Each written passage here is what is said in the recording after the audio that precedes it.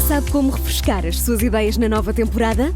Esta primavera faça upgrade à sua lista de podcasts. Fique sempre à frente da história e garanta hoje acesso antecipado aos Podcast Plus do Observador. Agora, com 20€ de desconto. Assine em observador.pt.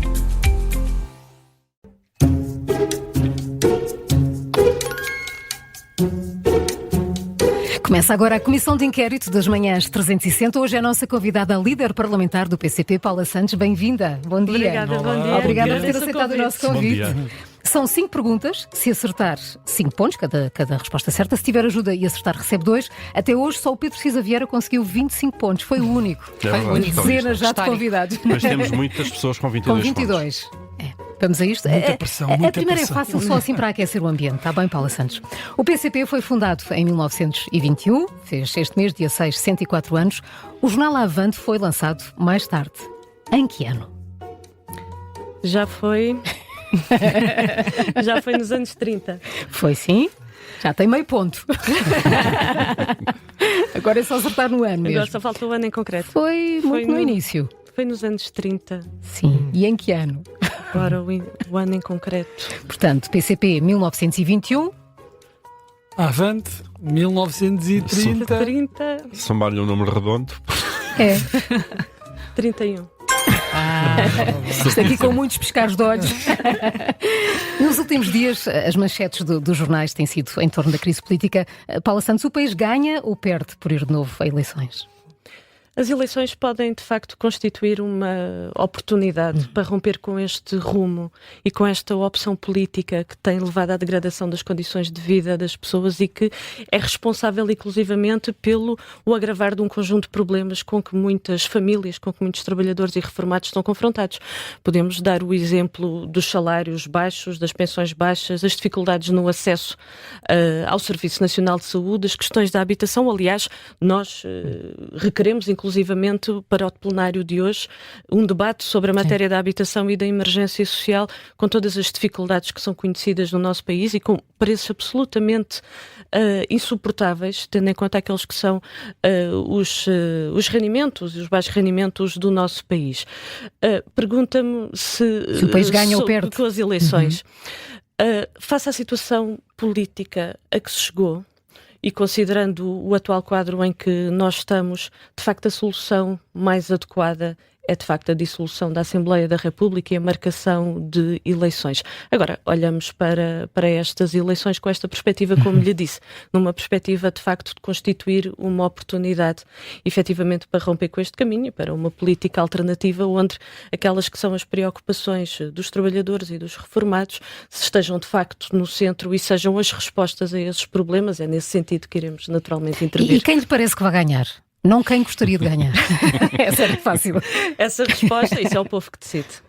Mas ficamos com este apelo do Presidente, porque disse que a campanha pode ser naturalmente uma oportunidade para se discutirem estas matérias. O Presidente da República deixa o apelo para que a campanha seja sobre isso, do que temos ouvido e até dos pré-anúncios do próprio líder do PS de que a questão da Spin Viva não pode sair do debate. É importante também que sirva para esclarecer essas matérias ou o assunto não é de campanha?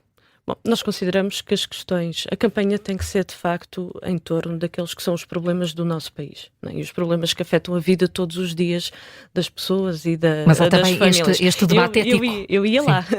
Não estou. E esta de facto são questões centrais. Aliás, na moção de censura que o PCP levou à Assembleia da República, colocou estas questões, mas colocou também as questões do conflito de interesses e as questões de promiscuidade entre o exercício de cargos políticos e interesses particulares. E, portanto, estes são aspectos. Aliás, eu queria até recordar que a Constituição dispõe de uma norma em que estabelece que é o poder económico que se tem que submeter ao poder político. Ora, nós vimos em diversos momentos e em várias decisões que não tem sido isso propriamente que tem estado presente. Só para dar um exemplo e para não estar a falar em abstrato. Por exemplo, esta questão da lei dos solos. Claramente que o que esteve ali presente não foi o interesse público, mas foi, naturalmente, os interesses particulares, naquele caso em concreto, da promoção e do incentivo à especulação e que não vai resolver nenhum problema da habitação.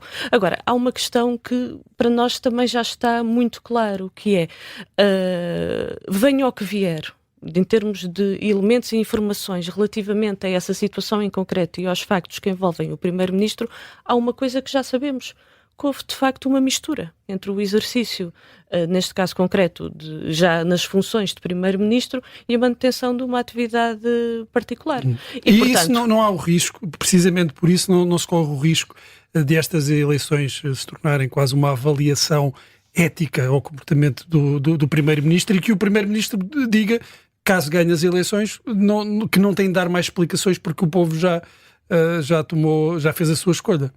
Eu acho que há uma conclusão que já todos tiramos e que podemos tirar, que é, há de facto um conflito de interesses. Isso é uma evidência. Está mais do que claro. Agora, aquilo que temos que centrar, além das questões do combate à promiscuidade, do combate à corrupção, nós temos procurado sempre, no quadro da nossa intervenção, seja na Assembleia da República, seja noutros espaços, de primar pela seriedade no debate político, dos argumentos, mas também de colocar estas questões. Não é por acaso que nesta legislatura também avançámos com uma iniciativa exatamente no sentido, eu vou utilizar uma expressão mais ligeira, mas creio que vão compreender, de combater as portas giratórias, não é? Ou seja, aquela transferência muitas das vezes do exercício de cargos políticos e depois quando terminam e depois vão para empresas do setor que tutelaram, todos nos recordamos do caso da Secretária de Estado, creio que era da área do turismo, não deste governo do PSD e do CDS, do anterior governo do Partido Socialista, que estava na iminência, pelo aquilo que foi noticiado, de ir para uma empresa de uma área que foi tutelada. Portanto, estas questões nós sempre as combatemos e são matérias que naturalmente, que nós, até no quadro da nossa intervenção e nessa campanha eleitoral, também os problemas concretos e naturalmente o combate à promiscuidade e à corrupção. Muito bem, temas para a campanha, certamente. 5 pontos, Paula Santos. 5 pontos assim fáceis. E eu acho que esta também vai... Agora vão ser as mais difíceis. Não, essa é a resposta fácil.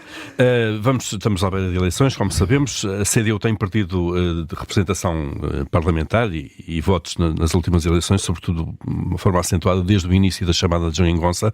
E a pergunta é, quantos deputados é que elegeram nas eleições de 2015, precisamente aquelas que levaram à Geringonça? 2015, CDU 17, Grupo Parlamentar do PCP 15. Oi? Certíssimo, sim, 17.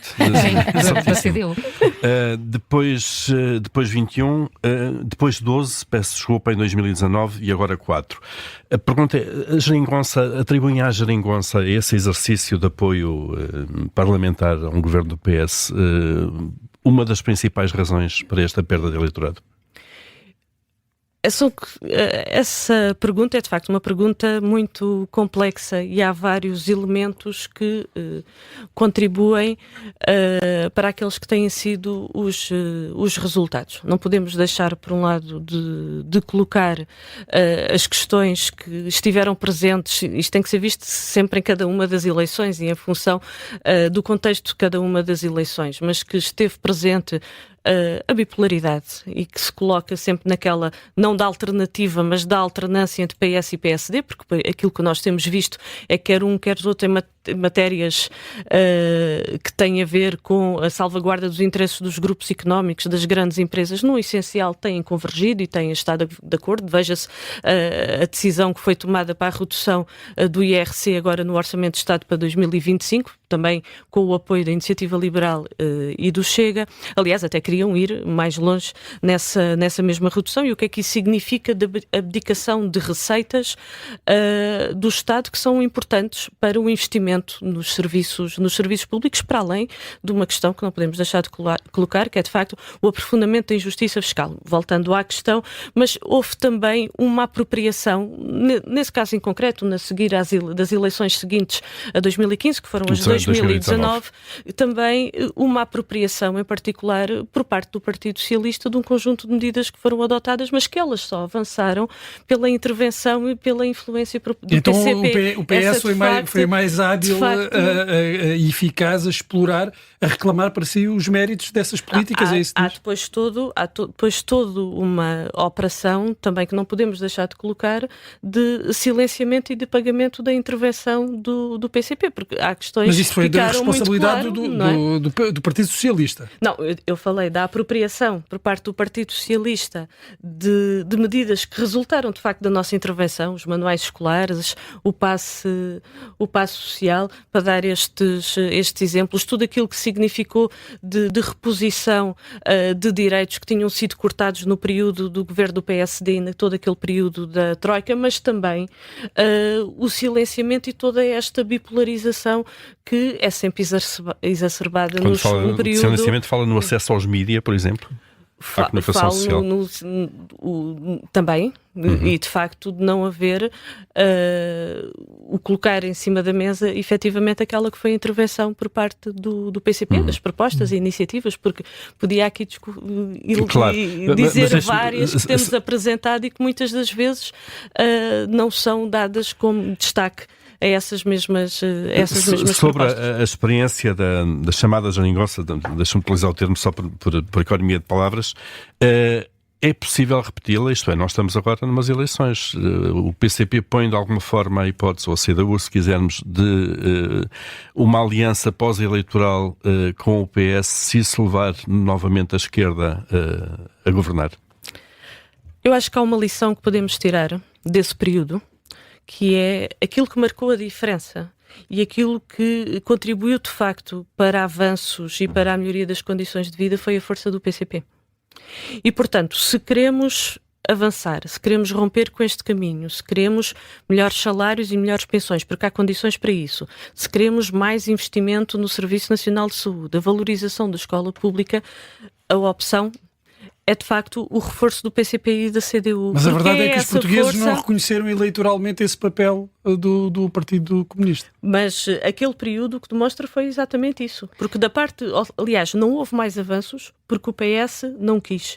Portanto, se o PCP e a CDU saírem reforçados destas eleições, podem ajudar o PS a formar governo? O que eu estou a dizer é, se o PCP e a CDU saindo de reforçados, temos mais condições na Assembleia da República para avanços e para, de facto, dar resposta aos problemas. Facilitando um governo do Partido Socialista.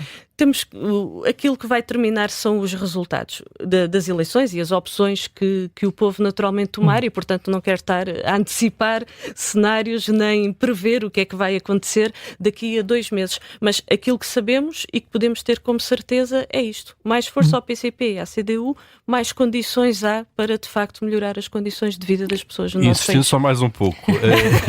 Essa influência pode ser maior, como aconteceu entre 2015 e 2019, se o PS estiver no governo, comparando com o cenário em que está o PSD ou o AD no governo.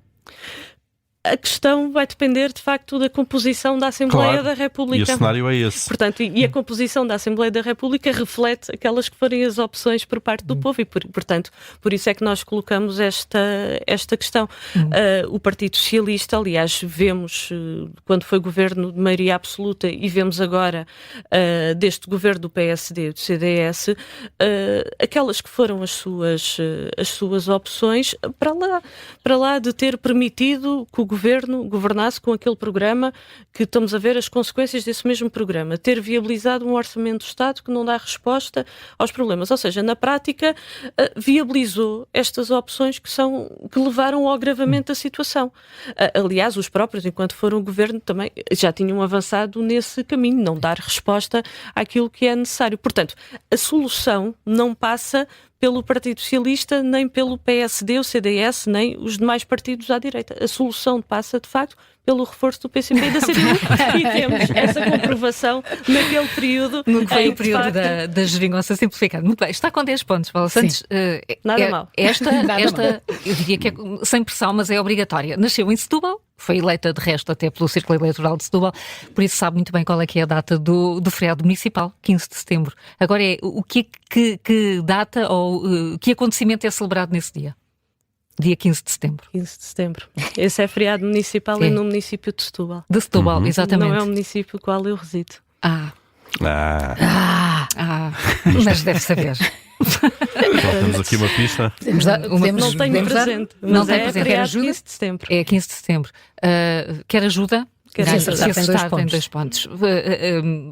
Nesse dia assinala-se a elevação à cidade, a conquista aos Mouros ou o nascimento de Bocage? Eu acho que é essa última. O nascimento de Bocage? Está muito insegura. Essa última. É? Foi 12 pontos. 12 pontos. Bocage nasceu a 15 de setembro. Não foi com nenhuma desvalorização. Claro. Não. Todas elas poderiam ser. São boas razões. Pois eram as eleições que a CDU preparava, obviamente, e todos os partidos, as eleições autárquicas. A ideia, neste caso, para a CDU será manter as 19 câmaras que tem nesta altura. É mais fácil o poder local, onde não há tal bipolarização que diz que há a nível das legislativas? Nós estamos a trabalhar e estamos a preparar as eleições autárquicas com o objetivo de reforçar, e quando falamos em reforçar é naturalmente mais eleitos, mas também recuperar autarquias. Tais como Almada? Estamos com esse objetivo de recuperar autarquias e, portanto, estamos a trabalhar muito até a partir, e eu creio que a partir também de aspectos muito concretos a nível de cada um dos concelhos e de cada uma das freguesias e, portanto, é a partir desse pressuposto que estamos a trabalhar neste momento, empenhando naturalmente as nossas forças e nossas forças nessa batalha, que é naturalmente também uma batalha exigente, mas que é com essa confiança também de um projeto que é de facto reconhecido um conjunto vasto de concelhos, por aquilo que é a sua prática de execução, não é? De valorização dos trabalhadores das autarquias, da proximidade e do envolvimento da população. Consegue furar mais esse bloqueio que diz que tem sobre o que são os temas de campanha, a presença na comunicação social? Nós procuramos fazer esse contato e esse trabalho de uma grande proximidade, não é? Junto das populações, do contato direto, fazemos-lo, vou utilizar uma expressão, mas fazemos-lo com grande frequência, todos os dias, ouvindo, auscultando, percebendo os problemas, querendo contribuir para a sua resolução, aliás, e isso é visível o trabalho da CDU nos municípios, CDU, onde todo o desenvolvimento que houve ao longo destes anos. Se me permitir, há pouco fiz referência ao concelho onde resido. O concelho, só para ilustrar com este exemplo concreto, resido no concelho de Seixal. Quando foi o 25 de Abril, estava tudo por fazer no concelho de Seixal. Eu não era nascida nessa altura, mas aquilo que é colocado era de facto, foi preciso fazer tudo, foi preciso fazer as infraestruturas básicas, foi preciso criar os espaços públicos, foi preciso espaços públicos, jardins, parques, espaços para as crianças, equipamentos culturais, desportivos, sociais. Ou seja, e olhando todos estes anos do que foi o trabalho da CDU, a diferença é astronómica. Mas a verdade, Paula Santos, é que câmaras que a CDU perdeu em 2017 e que eram muito importantes para a coligação, como a do Barreiro e a de Almada, não foram recuperadas nas eleições seguintes. Temo que aconteça o mesmo na única capital de distrito, que é o caso de Setúbal, que que é da CDU. Nós estamos com muita confiança no trabalho que tem sido realizado nestes últimos anos e, portanto, a partir daquilo que foi o nosso trabalho, o projeto, tendo consciência que há de facto ainda um caminho a percorrer e há problemas que precisam de ser resolvidos. Aliás, não os escamoteamos, muito pelo contrário, somos os primeiros a identificá-los e a procurar soluções para a resolução desses problemas. Portanto, da parte da CDU, contam sempre, e dos seus eleitos, com esse empenho de procurar melhorar a qualidade de vida que é amplamente reconhecida nos concelhos da CDU. Vamos à questão, não é? À quarta, esta tem a ver com presidenciais. Qual foi o candidato presidencial apoiado pela CDU nas eleições de 2001?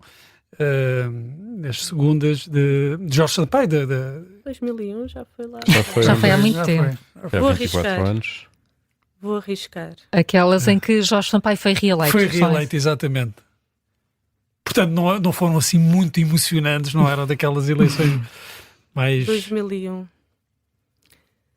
Pode pedir ajuda? Pode ser que ajude. Mas a Paula Santos disse que ia arriscar. Que ia arriscar, arrisco. Jerónimo de Sousa. Não, Jerónimo de Sousa. É melhor pedir ajuda. Então, Jerónimo de Sousa, Carlos Carvalhos ou António Abreu? António Abreu.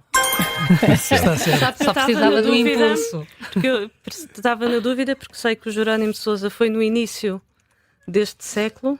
Sim, agora 2001 ou 2006, E o não é? António Abreu, a minha dúvida é, estava a ver no final dos anos 90.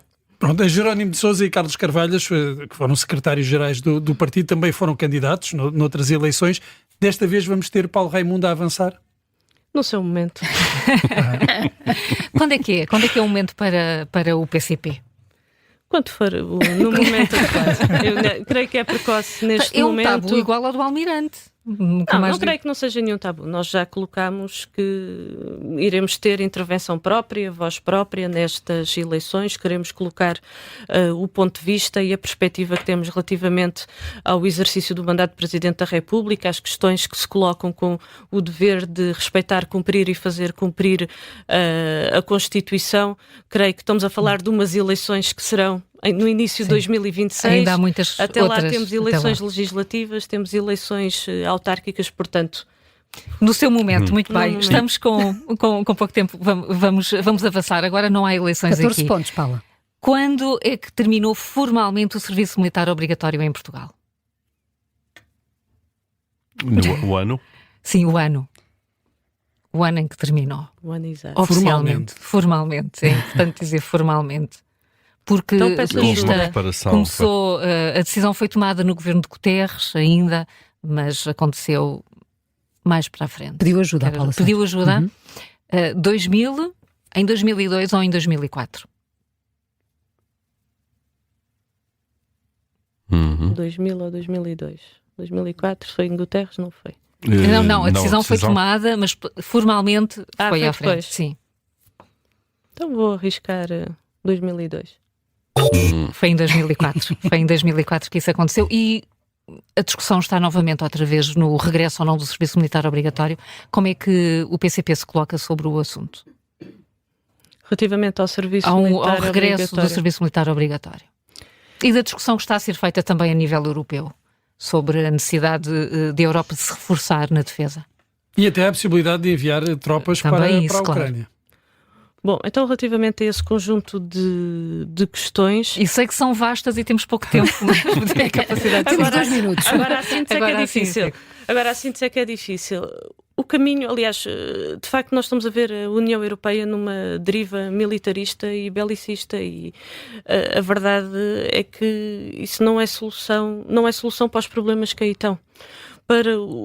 A solução para os conflitos tem que passar pela diplomacia, tem que passar pela negociação, tem que passar de facto para um caminho que é necessário construir para a paz e para a segurança coletiva na Europa e, portanto, esse caminho que está a ser colocado ainda não resolve qualquer problema, aliás, e está a ser colocado à custa dos salários, das pensões, à custa dos serviços públicos. Isso é inaceitável aquilo que está a acontecer neste momento e, portanto, consideramos que a corrida aos armamentos não é solução, como está a ser colocado. Aquilo que nós temos colocado desde o início é a necessidade de facto, encontrar uma solução negociada para a paz, e estamos a falar muito concretamente da situação da Ucrânia, mas podíamos falar da situação de outros momentos. Aliás, 11 anos de guerra já demonstrou que efetivamente não resolve nenhum problema, só traz destruição e sofrimento. Mas há uma questão que eu queria colocar e, portanto, consideramos que Portugal não deve alinhar nesta deriva militarista e belicista, muito pelo contrário. A intervenção de Portugal deve-se pautar exclusivamente pelos princípios que constam no artigo 7º da nossa Constituição, da nossa Constituição. Mas como é que a Europa se pode defender de eventuais ameaças, também elas militares? Mas nós temos procurar, parte do pressuposto, creio que parte do pressuposto que não é o correto. Nós temos que procurar um caminho para a paz e um caminho, de facto, de segurança para todos, no respeito pelo direito internacional, dos princípios da Carta das Nações Unidas, da ata final da Conferência de Helsínquia. E, portanto, o caminho tem que ser por aí, porque o armamento, todo este discurso que está a haver no sentido belicista e militarista, isto não beneficia ninguém, só beneficia naturalmente aqueles que têm, os senhores da guerra e aqueles que têm os interesses e que ganham, a indústria do armamento que ganha com esta corrida aos armamentos, porque a guerra só leva à destruição e ao sofrimento por parte dos povos. Pode ser e, portanto, que o tema também entre na campanha eleitoral. Não é o caminho. Paula Santos, muito obrigada por ter aceitado o nosso Obrigada. convite. Obrigada, eu agradeço. Foi simpático. Está na Está na média. Está na média. Um bom dia Obrigado. para si, Paula Santos. Obrigada. Obrigada.